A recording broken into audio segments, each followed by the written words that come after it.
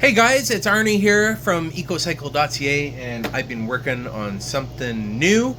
A lot of you guys have been asking me, you said, can that Predator 670 V-twin fit on the Big Block PowerPack? And I really didn't know because I hadn't tried it before.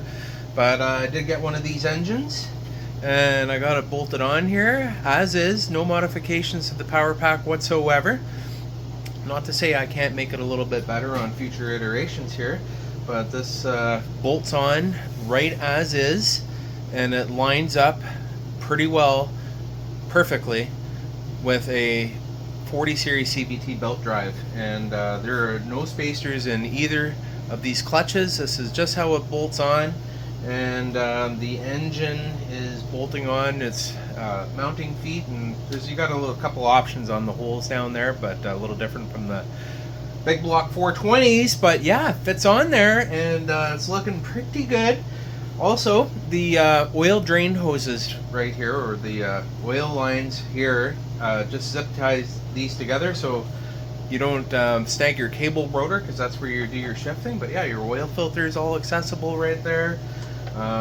Your drive sprocket goes on here, and your final drive chain to your rear axle comes off of that, and everything mounts onto the PowerPack bracket.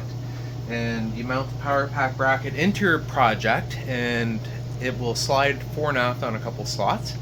And yeah, it's a nice easy way to put your powertrain together. So this is like a 22 horsepower V-twin with forward neutral reverse gearbox, 40 series CVT clutches, electric start, and totally stock engine for now.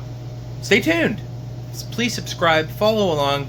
I want to build a whole bunch of stuff with you, so I'm going to do my best to publish this content, and let's build some fun stuff together. So see ya.